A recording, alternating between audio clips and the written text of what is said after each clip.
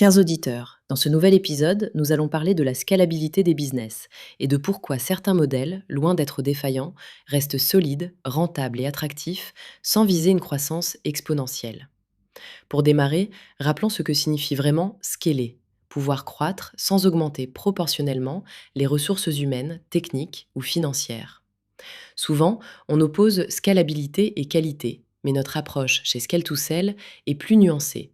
Il existe des structures qui se prêtent à la croissance sans dilution de valeur, et d'autres où la maîtrise et l'expertise restent le cœur du modèle. Nous examinons ensuite une méthode simple en 4 étapes pour évaluer votre potentiel de scalabilité sans tomber dans les pièges classiques. Étape 1, identifiez votre contrainte naturelle.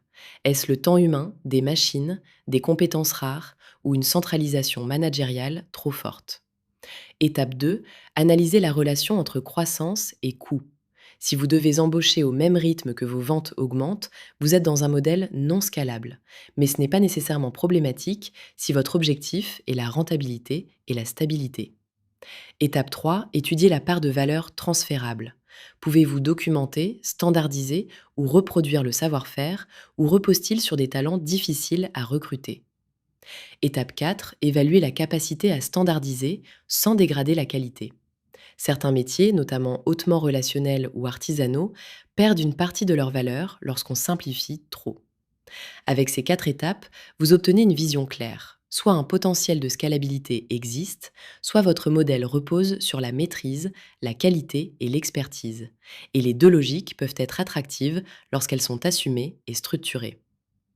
Dans les dossiers que nous accompagnons chez Scale2Sell, nous voyons que la clé est de choisir une trajectoire qui maximise valeur et sérénité, et de ne pas forcer une scalabilité qui ne correspond pas au modèle. Côté erreurs fréquentes, nous abordons notamment l'idée de scaler un modèle mal conçu, la croyance que la scalabilité est un objectif universel, et la sous-estimation de la charge organisationnelle qui accompagne la croissance. Enfin, les bonnes pratiques se résument à clarifier le modèle réel, améliorer la reproductibilité et concentrer ses efforts sur la désirabilité et la lisibilité pour les repreneurs potentiels.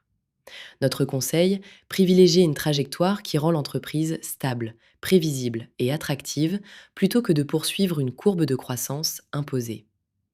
En conclusion, une activité non scalable peut être solide, rentable et attractive si elle est bien structurée. Chez Scale2Sell, nous aidons les dirigeants à rendre leur société réellement désirable pour les acheteurs sans forcer une extension inexorable. Partagez cet épisode si vous l'avez trouvé utile et contactez-nous pour échanger sur votre cas.